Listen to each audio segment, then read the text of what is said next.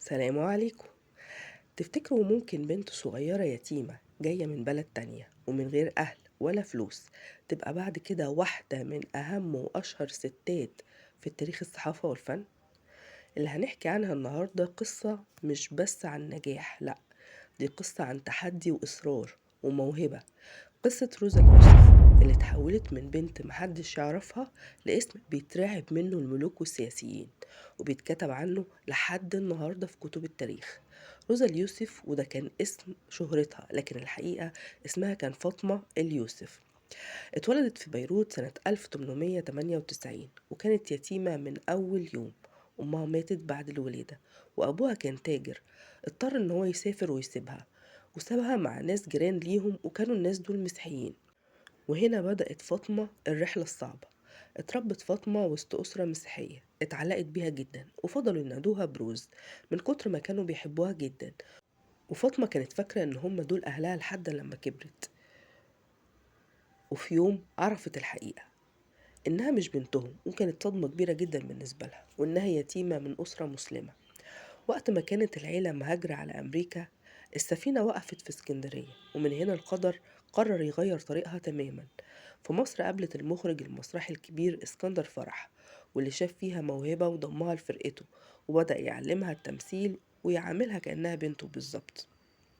بعد كده اتعرفت على الفنان عزيز عيد، وبدأت حياتها الفنية ككومبارس بسيط جدا لكن بطموح ملوش حدود.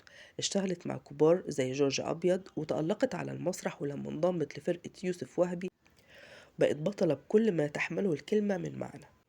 لكن زي ما الفن كان بوابتها الأولى للشهرة، ومش الفن بس، لأ، دي الصحافة كمان. بعد خلاف مع يوسف وهبي سابت المسرح وقررت إنها تبدأ مشوار جديد.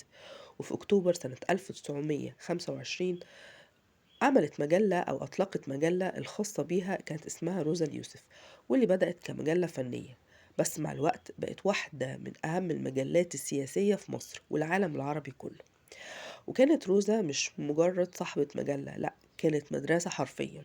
خرجت أجيال من الصحفيين الكبار، ومنهم اللي بقى بعد كده من أعمدة الصحافة زي إحسان عبد القدوس ابنها، واللي كان أبوه الفنان محمد عبد القدوس أول أزواجها.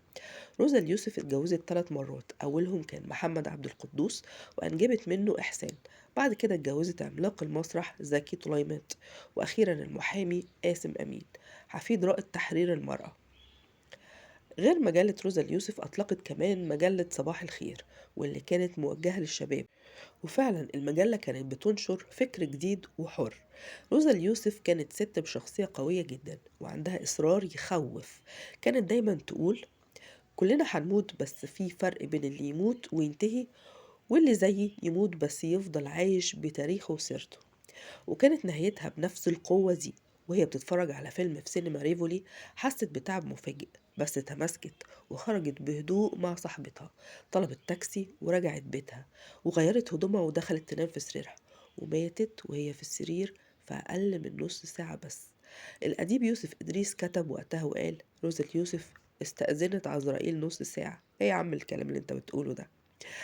أما أحمد بهاء الدين فكتب إن موتها كان تعبير عن شخصيتها الحديدية، لأنها فضلت تقاوم لحد ما وصلت بيتها وماتت فيه بكرامتها. وفي النهاية يا حضرات، روزا اليوسف ما كانتش مجرد ست، كانت فكرة وكانت ثورة في كل حاجة دخلتها، سواء في المسرح أو في الصحافة. علمتنا يعني إيه الست ممكن تخلق لنفسها مكان في وسط العالم ده كله، وتفرض احترامها وتسيب بصمتها. قصة روزا اليوسف هتفضل دايما مصدر إلهام لكل واحدة بتدور على نفسها، ولكل حد فاكر إن الظروف أقوى منه. في نهاية الفيديو، شكرا إن انتوا وصلتوا لحد هنا وسمعتوا الفيديو للآخر، وأتمنى الفيديو يكون عجبكم. ما تنسوش تحطوا لايك للفيديو وتعملوا اشتراك في القناة لو انتوا مش مشتركين، واشوفكم على خير الحلقة الجاية بإذن الله.